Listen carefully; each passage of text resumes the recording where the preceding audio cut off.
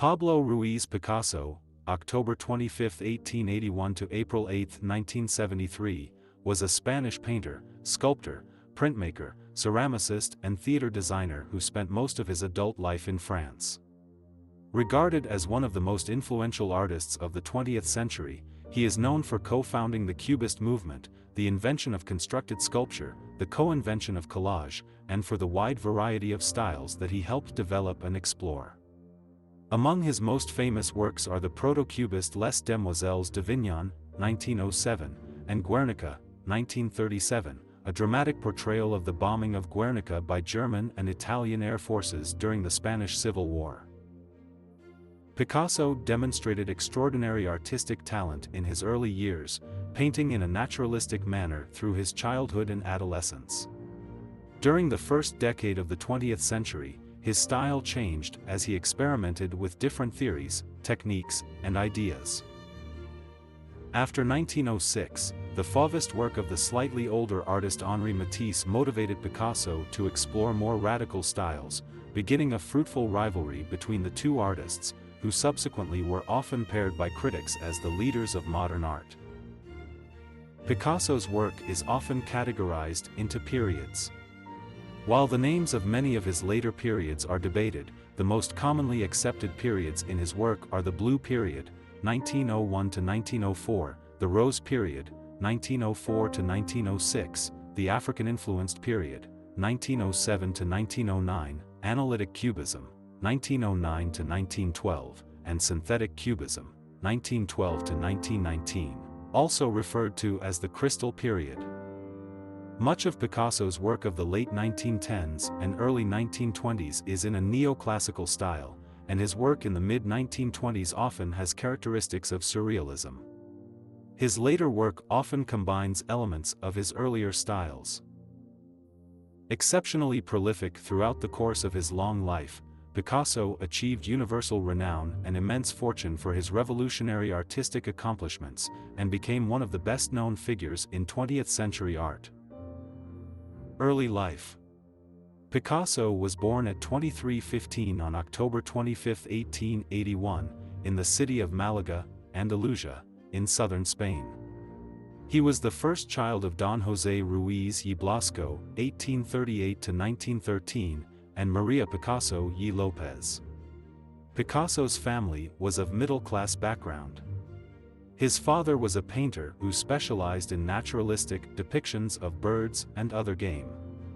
For most of his life, Ruiz was a professor of art at the School of Crafts and a curator of a local museum. Ruiz's ancestors were minor aristocrats. Picasso's birth certificate and the record of his baptism include very long names, combining those of various saints and relatives. Ruiz y Picasso were his paternal and maternal surnames, respectively, per Spanish custom. The surname Picasso comes from Liguria, a coastal region of northwestern Italy. Its capital is Genoa. There was a painter from the area named Matteo Picasso, 1794–1879, born in Recco, Genoa, of late neoclassical style portraiture, though investigations have not definitively determined his kinship with the branch of ancestors related to Pablo Picasso. The direct branch from Sori, Liguria, Genoa, can be traced back to Tommaso Picasso, 1728–1813. His son Giovanni Battista, married to Isabella Musanti, was Pablo's great-great-grandfather. Of this marriage was born Tommaso, Sori, 1787 Malaga, 1851. Pablo's maternal great-grandfather, Tommaso Picasso, moved to Spain around 1807. Picasso showed a passion and a skill for drawing from an early age. According to his mother, his first words were piz, a shortening of lapis, the Spanish word for pencil. From the age of 7, Picasso received formal artistic training from his father in figure drawing and oil painting. Ruiz was a traditional academic artist and instructor, who believed that proper training required disciplined copying of the masters, and drawing the human body from plaster casts and live models. His son became preoccupied with art to the detriment of his classwork. The family moved to A Coruña in 1891, where his father became a professor at the School of Fine Arts. They stayed almost 4 years. On one occasion, the father found his son painting over his unfinished sketch of a pigeon. Observing the precision of his son's technique, an apocryphal story relates, Ruiz felt that the 13-year-old Picasso had surpassed him, and vowed to give up painting, though paintings by him exist from later years. In 1895, Picasso was traumatized when his 7-year-old sister, Conchita, died of diphtheria.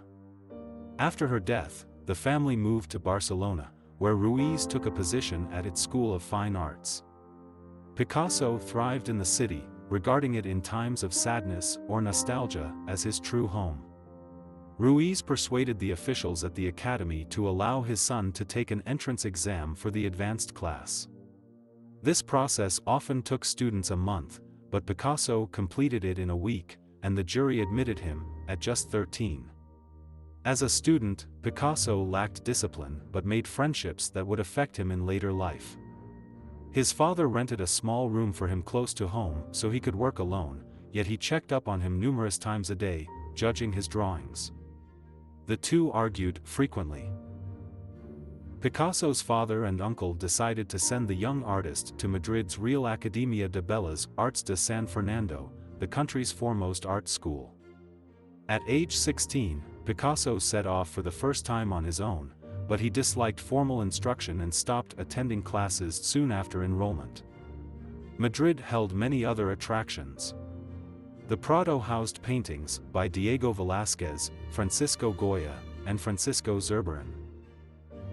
Picasso especially admired the works of El Greco, elements such as his elongated limbs, arresting colors, and mystical visages are echoed in Picasso's later work. Career. Before 1900. Picasso's training under his father began before 1890. His progress can be traced in the collection of early works now held by the Museu Picasso in Barcelona, which provides one of the most comprehensive records extant of any major artist's beginnings.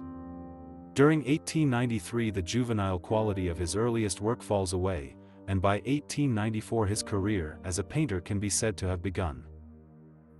The academic realism apparent in the works of the mid-1890s is well displayed in The First Communion, 1896, a large composition that depicts his sister, Lola.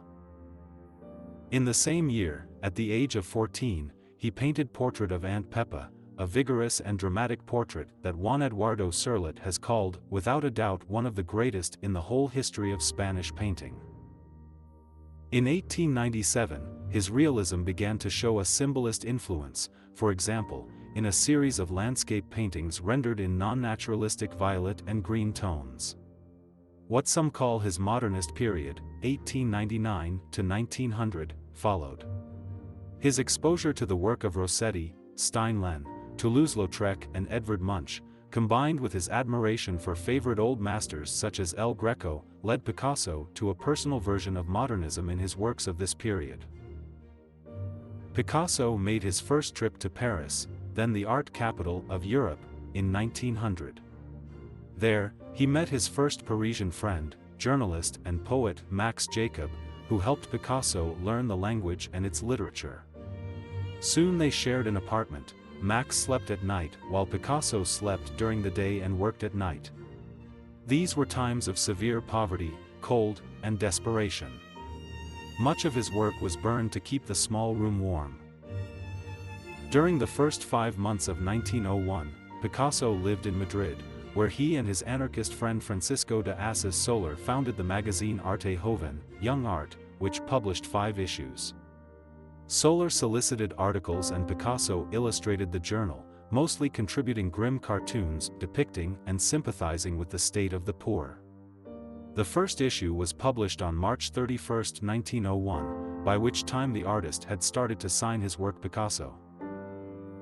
From 1898 he signed his works as Pablo Ruiz Picasso, then as Pablo R. Picasso, until 1901.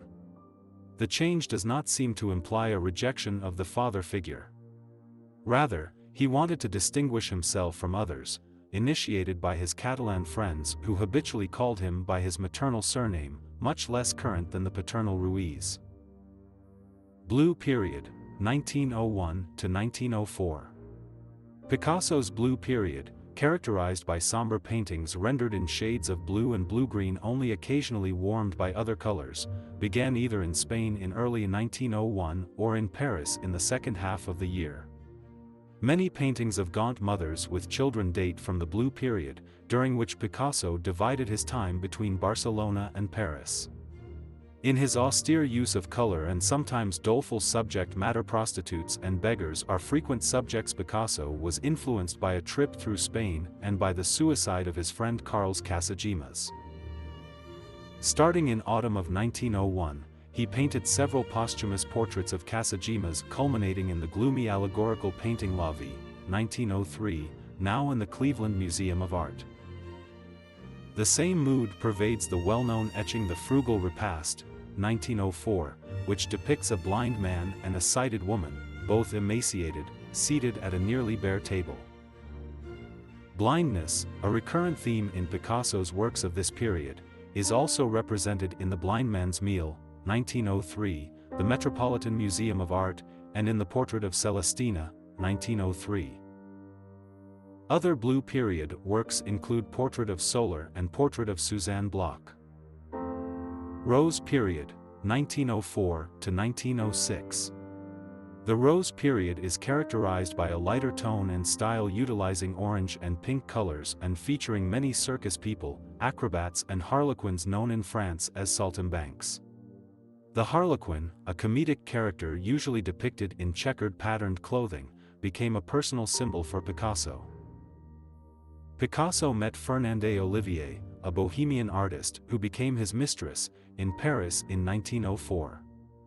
Olivier appears in many of his Rose period paintings, many of which are influenced by his warm relationship with her, in addition to his increased exposure to French painting. The generally upbeat and optimistic mood of paintings in this period is reminiscent of the 1899 to 1901 period, i.e., just prior to the Blue period, and 1904 can be considered a transition year between the two periods. By 1905, Picasso became a favorite of American art collectors Leo and Gertrude Stein. Their older brother Michael Stein and his wife Sarah also became collectors of his work. Picasso painted a portrait of Gertrude Stein and one of her nephew Alan Stein. Gertrude Stein became Picasso's principal patron, acquiring his drawings and paintings and exhibiting them in her informal salon at her home in Paris. At one of her gatherings in 1905, he met Henri Matisse, who was to become a lifelong friend and rival. The Steins introduced him to Claribel Cohn and her sister Etta, who were American art collectors. They also began to acquire Picasso's and Matisse's paintings. Eventually Leo Stein moved to Italy. Michael and Sarah Stein became patrons of Matisse, while Gertrude Stein continued to collect Picasso's. In 1907, Picasso joined an art gallery that had recently been opened in Paris by Daniel Henry Kahnweiler, a German art historian and art collector who became one of the premier French art dealers of the 20th century. He was among the first champions of Pablo Picasso, Georges Braque and the Cubism that they jointly developed. Kahnweiler promoted burgeoning artists such as André Derain, Kees van Dongen, Fernand Léger, Juan Gris, Maurice de Vlaminck and several others who had come from all over the globe to live and work in Montparnasse at the time. African art and primitivism, 1907 to 1909. Picasso's African-influenced period begins with his painting Les Demoiselles d'Avignon. The three figures on the left were inspired by Iberian sculpture, but he repainted the faces of the two figures on the right after being powerfully impressed by African artifacts he saw in June 1907 in the Ethnographic Museum at Palais du Trocadero. When he displayed the painting to acquaintances in his studio later that year, the nearly universal reaction was shock and revulsion. Matisse angrily dismissed the work as a hoax. Picasso did not exhibit Les Demoiselles publicly until 1916. Other works from this period include Nude with Raised Arms, 1907, and Three Women, 1908. Formal ideas developed during this period lead directly into the Cubist period that follows. Analytic Cubism, 1909 to 1912. Analytic Cubism, 1909 to 1912, is a style of painting Picasso developed with Georges Braque using monochrome brownish and neutral colors. Both artists took apart objects and analyzed them in terms of their shapes. Picasso and Braque's paintings at this time share many similarities. In Paris, Picasso entertained a distinguished coterie of friends in the Montmartre and Montparnasse quarters, including André Breton, poet Guillaume Apollinaire, writer Alfred Jarry and Gertrude Stein. In 1911, Picasso was arrested and questioned about the theft of the Mona Lisa from the Louvre. Suspicion for the crime had initially fallen upon Apollinaire due to his links to Jerry Pirette, an artist with a history of thefts from the gallery. Apollinaire in turn implicated his close friend Picasso, who had also purchased stolen artworks from the artist in the past. Afraid of a conviction that could result in his deportation to Spain, Picasso denied having ever met Apollinaire. Both were later cleared of any involvement in the painting's disappearance. Synthetic Cubism, 1912 to 1919. Synthetic Cubism was a further development of the genre of Cubism, in which cut paper fragments, often wallpaper or portions of newspaper pages, were pasted into compositions, marking the first use of collage in fine art.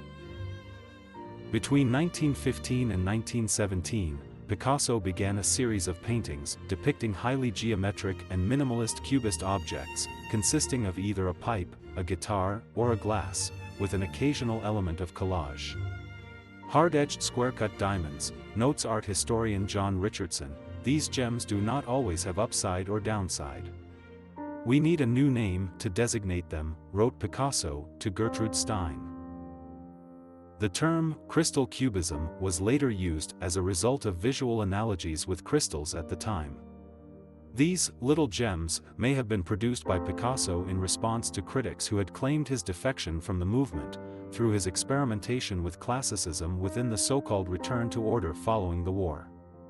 After acquiring some fame and fortune, Picasso left Olivier for Marcel Humbert, whom he called Eva Gaul.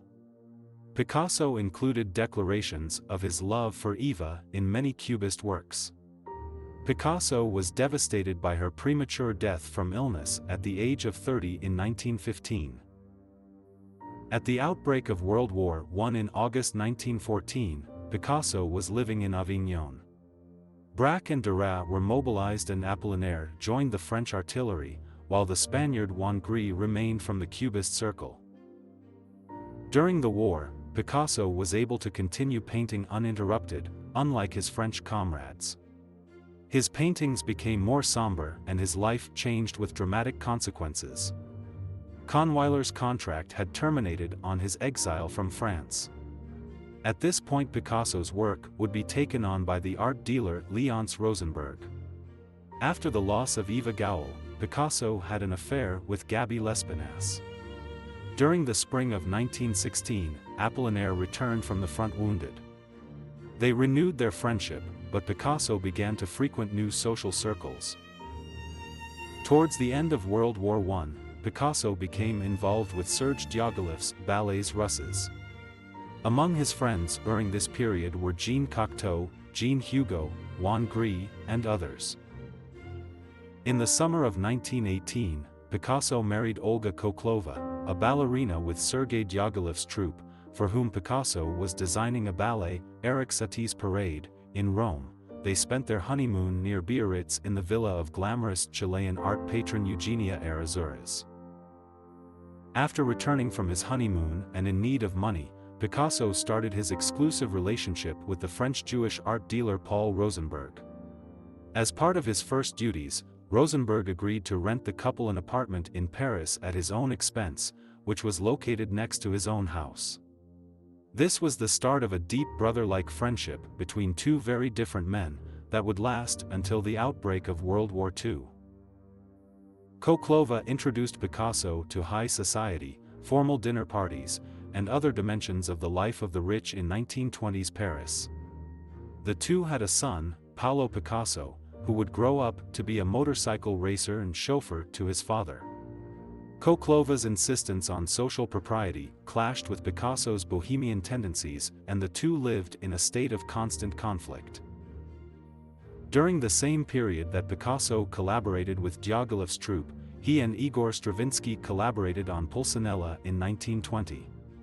Picasso took the opportunity to make several drawings of the composer. In 1927, Picasso met 17-year-old Marie-Therese Walter and began a secret affair with her. Picasso's marriage to Coclova soon ended in separation rather than divorce, as French law required an even division of property in the case of divorce, and Picasso did not want Coclova to have half his wealth. The two remained legally married until Coclova's death in 1955. Picasso carried on a long-standing affair with Marie-Therese Walter and fathered a daughter with her, named Maya. Marie-Therese lived in the vain hope that Picasso would one day marry her, and hanged herself 4 years after Picasso's death. Neoclassicism and Surrealism, 1919 to 1929. In February 1917, Picasso made his first trip to Italy.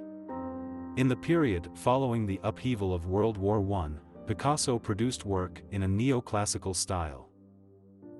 This return to order is evident in the work of many European artists in the 1920s, including André Derain, Giorgio de Chirico, Gino Severini, Jean Metzinger, the artists of the New Objectivity movement and of the Novecento Italiano movement.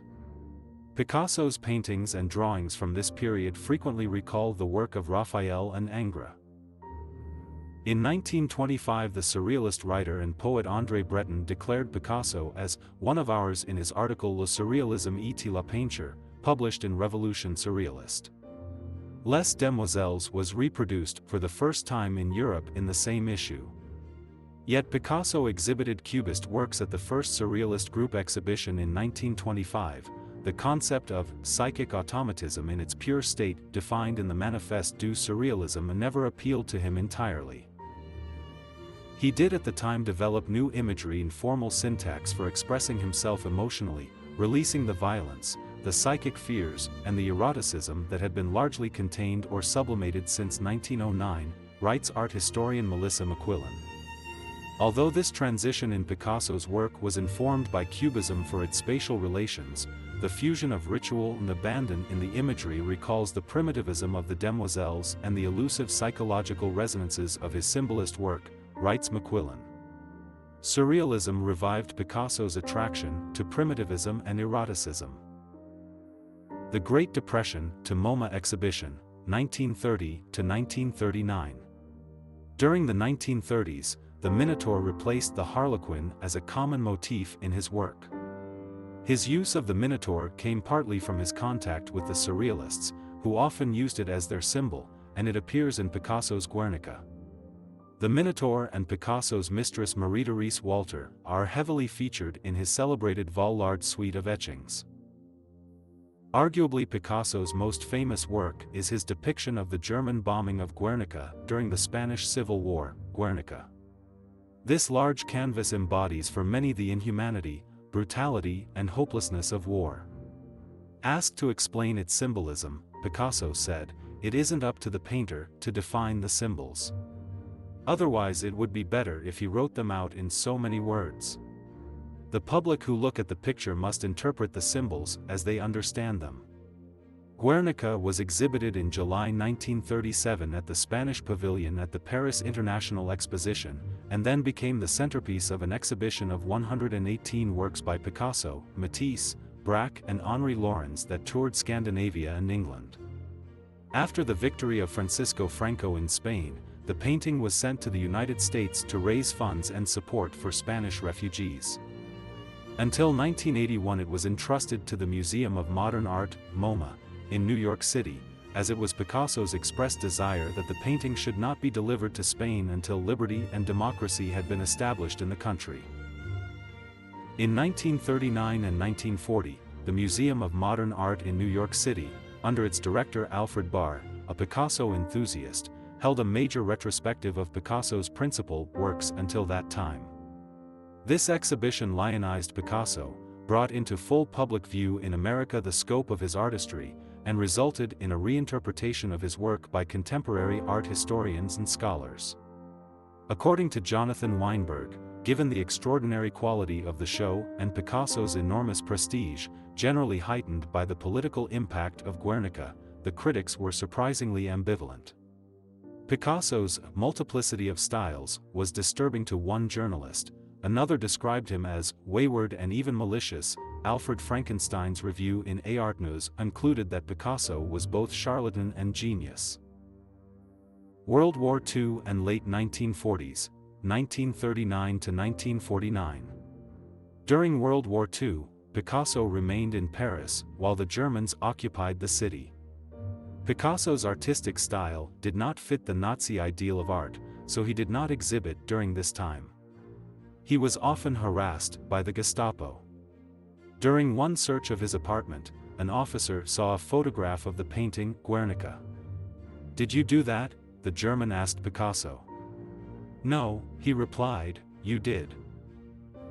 Retreating to his studio, he continued to paint, producing works such as The Still Life with Guitar, 1942, and The Charnel House, 1944–48. Although the Germans outlawed bronze casting in Paris, Picasso continued regardless, using bronze smuggled to him by the French resistance.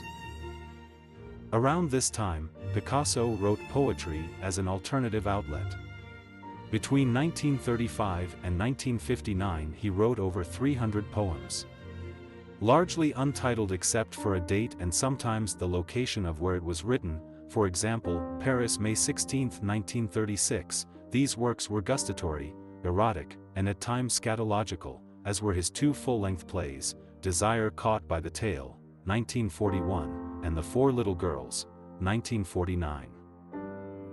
In 1944, after the liberation of Paris, Picasso, then 63 years old, began a romantic relationship with a young art student named Françoise Gillet. She was 40 years younger than he was. Picasso grew tired of his mistress Dora Maar. Picasso and Gillet began to live together.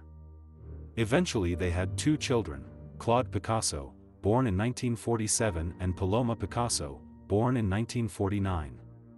In her 1964 book Life with Picasso, Gillet describes his abusive treatment and myriad infidelities which led her to leave him, taking the children with her. This was a severe blow to Picasso. Picasso had affairs with women of an even greater age disparity than his and Gillet's. While still involved with Gillet, in 1951 Picasso had a 6-week affair with Geneviève Laporte, who was 4 years younger than Gillet. By his 70s, many paintings, ink drawings and prints have as their theme an old, grotesque dwarf as the doting lover of a beautiful young model. Jacqueline Roquet, 1927–1986, worked at the Madura pottery in Vallauris on the French Riviera, where Picasso made and painted ceramics. She became his lover, and then his second wife, in 1961. The two were together for the remainder of Picasso's life. His marriage to Roquet was also a means of revenge against Gillet. With Picasso's encouragement, Gillet had divorced her then-husband, Luc Simon, with the plan to marry Picasso to secure the rights of her children as Picasso's legitimate heirs. Picasso had already secretly married Roquet, after Gillet had filed for divorce. His strained relationship with Claude and Paloma was never healed. By this time, Picasso had constructed a huge Gothic home, and could afford large villas in the south of France, such as Mos Notre-Dame-de-Vie on the outskirts of Mougins, and in the Provence-Alpes Côte d'Azur. He was an international celebrity, with often as much interest in his personal life as his art. Later works to Final Years, 1949–1973. Picasso was one of 250 sculptors who exhibited in the Third Sculpture International held at the Philadelphia Museum of Art in mid-1949. In the 1950s, Picasso's style changed once again, as he took to producing reinterpretations of the art of the great masters. He made a series of works based on Velázquez's painting of Las Meninas. He also based paintings on works by Goya, Poussin, Manet, Courbet and Delacroix. In addition to his artistic accomplishments, Picasso made a few film appearances, always as himself, including a cameo in Jean Cocteau's Testament of Orpheus, 1960. In 1955, he helped make the film Le Mystère Picasso, The Mystery of Picasso, directed by Henri-Georges Clouzot. He was commissioned to make a maquette for a huge 50-foot, 15 m, high public sculpture to be built in Chicago, known usually as the Chicago Picasso. He approached the project with a great deal of enthusiasm, designing a sculpture which was ambiguous and somewhat controversial. What the figure represents is not known. It could be a bird, a horse, a woman, or a totally abstract shape. The sculpture, one of the most recognizable landmarks in downtown Chicago, was unveiled in 1967. Picasso refused to be paid $100,000 for it, donating it to the people of the city. Picasso's final works were a mixture of styles, his means of expression in constant flux until the end of his life. Devoting his full energies to his work, Picasso became more daring, his works more colorful and expressive, and from 1968 to 1971 he produced a torrent of paintings and hundreds of copperplate etchings. At the time these works were dismissed by most as pornographic fantasies of an impotent old man or the slapdash works of an artist who was past his prime.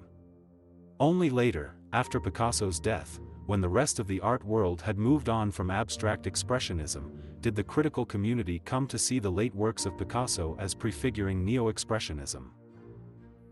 Pablo Picasso died on April 8, 1973 in Mougins, France, from pulmonary edema and heart failure, while he and his wife Jacqueline entertained friends for dinner. He was interred at the Château of Vauvenargues near Aix-en-Provence, a property he had acquired in 1958 and occupied with Jacqueline between 1959 and 1962. Jacqueline prevented his children Claude and Paloma from attending the funeral.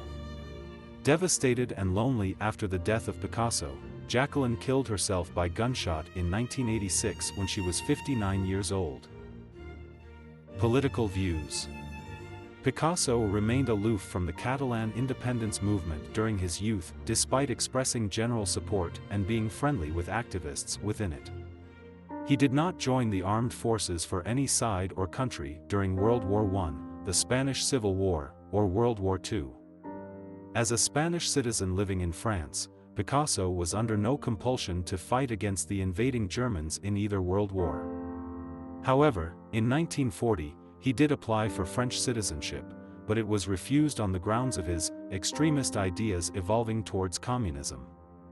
This information was not revealed until 2003. At the start of the Spanish Civil War in 1936, Picasso was 54 years of age. Soon after hostilities began, the Republicans appointed him director of the Prado, albeit in absentia, and he took his duties very seriously, according to John Richardson, supplying the funds to evacuate the museum's collection to Geneva. The war provided the impetus for Picasso's first overtly political work. He expressed anger and condemnation of Francisco Franco and fascists in The Dream and Lie of Franco, 1937, which was produced specifically for propagandistic and fundraising purposes. This surreal fusion of words and images was intended to be sold as a series of postcards to raise funds for the Spanish Republican cause. In 1944, Picasso joined the French Communist Party. He attended the 1948 World Congress of Intellectuals in Defense of Peace in Poland, and in 1950 received the Stalin Peace Prize from the Soviet government.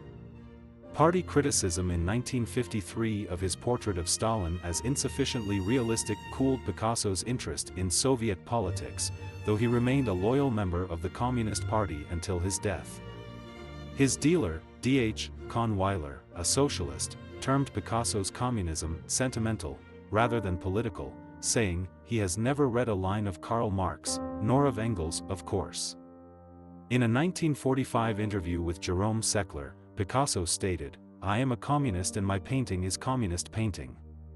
But if I were a shoemaker, royalist or communist or anything else, would not necessarily hammer my shoes in a special way to show my politics." His commitment to communism, common among continental intellectuals and artists at the time, has long been the subject of some controversy. A notable demonstration thereof was a quote commonly attributed to Salvador Dali, with whom Picasso had a rather strained relationship. Picasso is a painter, so am I. Picasso is a Spaniard, so am I. Picasso is a communist, neither am I. In the late 1940s, his old friend the surrealist poet, Trotskyist, and anti-Stalinist André Breton was more blunt, refusing to shake hands with Picasso. He told him, "I don't approve of your joining the Communist Party or with the stand you have taken concerning the purges of the intellectuals after the liberation." As a communist, Picasso opposed the intervention of the United Nations and the United States in the Korean War, and depicted it in Massacre in Korea. The art critic Kirsten Hoving-Keen wrote that it was inspired by reports of American atrocities, and considered it one of Picasso's communist works. On January 9, 1949, Picasso created Dove, a black and white lithograph. It was used to illustrate a poster at the 1949 World Peace Council and became an iconographic image of the period, known as the Dove of Peace. Picasso's image was used around the world as a symbol of the peace congresses and communism. In 1962, he received the Lenin Peace Prize. Biographer and art critic John Berger felt his talents as an artist were wasted by the communists. According to Jean Cocteau's diaries, Picasso once said to him in reference to the communists, "I have joined a family, and like all families, it's full of shit." Style and technique. Picasso was exceptionally prolific throughout his long lifetime. At his death there were more than 45,000 unsold works in his estate, comprising 1,885 paintings, 1,228 sculptures, 3,222 ceramics, 7,089 drawings, 150 sketchbooks, many thousands of prints, and numerous tapestries and rugs. The most complete, but not exhaustive, catalogue of his works, the Catalogue raisonn compiled by Christian Zervas, lists more than 16,000 paintings and drawings. Picasso's output was several times more prolific than most artists of his era. By at least one account, American artist Bob Ross is the only one to rival Picasso's volume, and Ross's artwork was designed specifically to be easily mass-produced quickly. The medium in which Picasso made his most important contribution was painting. In his paintings, Picasso used color as an expressive element, but relied on drawing rather than subtleties of color to create form and space. He sometimes added sand to his paint to vary its texture. A nanoprobe of Picasso's The Red Armchair, 1931, in the collection of the Art Institute of Chicago, by physicists at Argonne National Laboratory in 2012 confirmed art historians' belief that Picasso used common house paint in many of his paintings. Much of his painting was done at night by artificial light. Picasso's early sculptures were carved from wood or modeled in wax or clay, but from 1909 to 1928 Picasso abandoned modeling and instead made sculptural constructions using diverse materials. An example is Guitar, 1912, a relief construction made of sheet metal and wire that Jane Flugel terms a three-dimensional planar counterpart of Cubist painting that marks a revolutionary departure from the traditional approaches, modeling and carving. From the beginning of his career, Picasso displayed an interest in subject matter of every kind, and demonstrated a great stylistic versatility that enabled him to work in several styles at once. For example, his paintings of 1917 included the Pointillist woman with a mantilla, the Cubist figure in an armchair, and the naturalistic harlequin, all in the Museu Picasso, Barcelona. In 1919, he made a number of drawings from postcards and photographs that reflect his interest in the stylistic conventions and static character of posed photographs. In 1921 he simultaneously painted several large neoclassical paintings and two versions of the Cubist composition Three Musicians, Museum of Modern Art, New York, Philadelphia Museum of Art.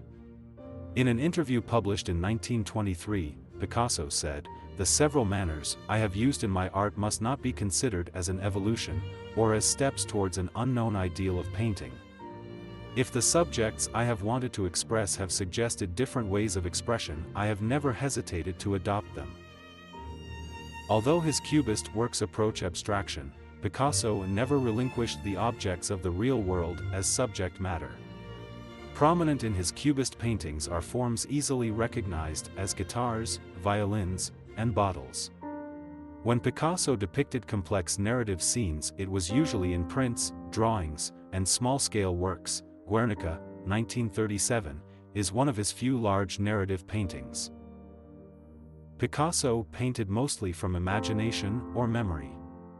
According to William Rubin, Picasso could only make great art from subjects that truly involved him. Unlike Matisse, Picasso had eschewed models virtually all his mature life, preferring to paint individuals whose lives had both impinged on, and had real significance for, his own. The art critic Arthur Danto said Picasso's work constitutes a vast pictorial autobiography that provides some basis for the popular conception that Picasso invented a new style each time he fell in love with a new woman. The autobiographical nature of Picasso's art is reinforced by his habit of dating his works, often to the day. He explained, "I want to leave to posterity a documentation that will be as complete as possible. That's why I put a date on everything I do." Artistic legacy. Picasso's influence was and remains immense and widely acknowledged by his admirers and detractors alike. On the occasion of his 1939 retrospective at MoMA, Life magazine wrote, "During the 25 years he has dominated modern European art, his enemies say he has been a corrupting influence. With equal violence, his friends say he is the greatest artist alive." Picasso was the first artist to receive a special honor exhibition at the Grand Gallery of the Louvre Museum in Paris in celebration of his 90 years. In 1998, Robert Hughes wrote of him, "To say that Pablo Picasso dominated Western art in the 20th century is, by now, the merest commonplace. No painter or sculptor, not even Michelangelo, had been as famous as this in his own lifetime." Though Marcel Duchamp, that cunning old fox of conceptual irony, has certainly had more influence on nominally vanguard art over the past 30 years than Picasso, the Spaniard was the last great beneficiary of the belief that the language of painting and sculpture really mattered to people other than their devotees. At the time of Picasso's death, many of his paintings were in his possession, as he had kept off the art market what he did not need to sell. In addition, Picasso had a considerable collection of the work of other famous artists, some his contemporaries, such as Henri Matisse, with whom he had exchanged works. Since Picasso left no will, his death duties, estate tax, to the French state were paid in the form of his works and others from his collection. These works form the core of the immense and representative collection of the Musée Picasso in Paris. In 2003, relatives of Picasso inaugurated a museum dedicated to him in his birthplace, Malaga, Spain, the Museo Picasso Malaga. The Museu Picasso in Barcelona features many of his early works, created while he was living in Spain, including many rarely seen works which reveal his firm grounding in classical techniques. The museum also holds many precise and detailed figure studies done in his youth under his father's tutelage, as well as the extensive collection of Jamie Sabartis, his close friend and personal secretary. Guernica was on display in New York's Museum of Modern Art for many years. In 1981, it was returned to Spain and was on exhibit at the Casa del Buen Retiro of the Museo del Prado. In 1992, the painting was put on display in the Reina Sofia Museum when it opened. It was announced on September 22, 2020 that the project for a new Picasso museum due to open in Aix-en-Provence in 2021, in a former convent, Couvent de Prêcheurs, which would have held the largest collection of his paintings of any museum, had been scrapped due to the fact that Catherine Huttenblay, Jacqueline Picasso's daughter, and the city council had failed to reach an agreement. In the 1996 movie Surviving Picasso, Picasso is portrayed by actor Anthony Hopkins. Picasso is also a character in Steve Martin's 1993 play, Picasso at the Lapin Agile. In A Movable Feast by Ernest Hemingway, Hemingway tells Gertrude Stein that he would like to have some Picassos, but cannot afford them. Later in the book, Hemingway mentions looking at one of Picasso's paintings. He refers to it as Picasso's nude of the girl with the basket of flowers, possibly related to young naked girl with flower basket. On October 8, 2010, Picasso, Masterpieces from the Musée National Picasso, Paris, an exhibition of 150 paintings, sculptures, drawings, prints and photographs from the Musée National Picasso in Paris, opened at the Seattle Art Museum, Seattle, Washington, U.S. The exhibition subsequently traveled to the Virginia Museum of Fine Arts, Richmond, Virginia, the M.H. de Young Memorial Museum, San Francisco, California, U.S., the Art Gallery of New South Wales, Sydney, Australia, and the Art Gallery of Ontario, Toronto, Ontario, Canada. As of 2015, Picasso remained the top-ranked artist, based on sales of his works at auctions, according to the Art Market Trends report. More of his paintings have been stolen than any other artists. In 2012, the Art Loss Register had 1,147 of his works listed as stolen. The Picasso administration functions as his official estate. The U.S. copyright representative for the Picasso administration is the Artists' Rights Society. Picasso is played by Antonio Banderas in the 2018 season of Genius, which focuses on his life and art. The Basel Vote. In the 1940s, a Swiss insurance company based in Basel had bought 2 paintings by Picasso to diversify its investments and serve as a guarantee for the insured risks. Following an air disaster in 1967, the company had to pay out heavy reimbursements. The company decided to part with the 2 paintings, which were deposited in the Kunstmuseum Basel.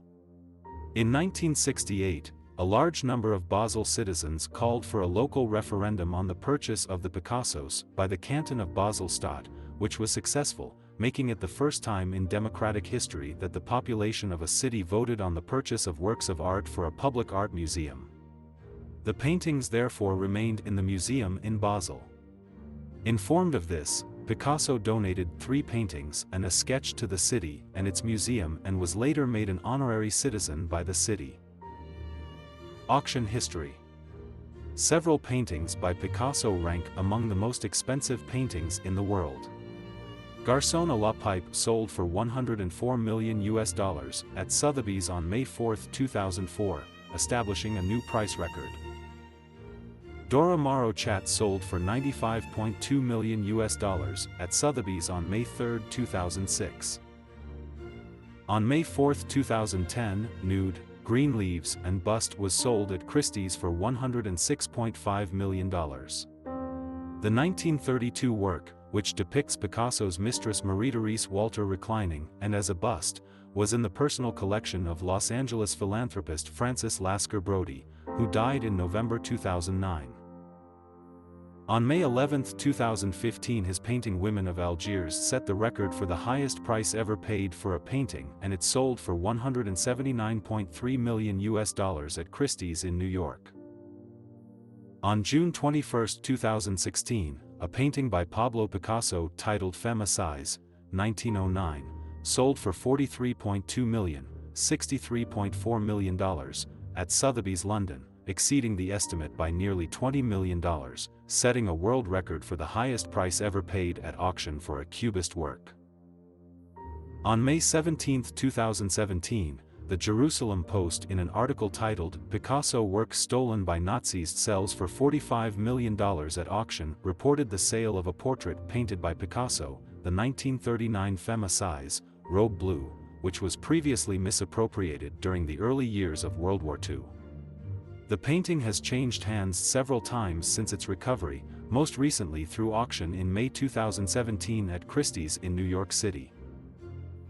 In March 2018, his Femme au Beret et à la Robe Quadrillée, 1937, a portrait of Marie-Therese Walter, sold for $49.8 million at Sotheby's in London. Personal life. Throughout his life, Picasso maintained several mistresses in addition to his wife or primary partner. Picasso was married twice and had 4 children by 3 women: Paolo, February 4, 1921 to June 5, 1975, Paul Joseph Picasso, with Olga Koklova. Maya, born September 5, 1935, Maria de la Concepcion Picasso, with Marie-Therese Walter. Claude, born May 15, 1947, Claude Pierre Pablo Picasso, with Françoise Gillet.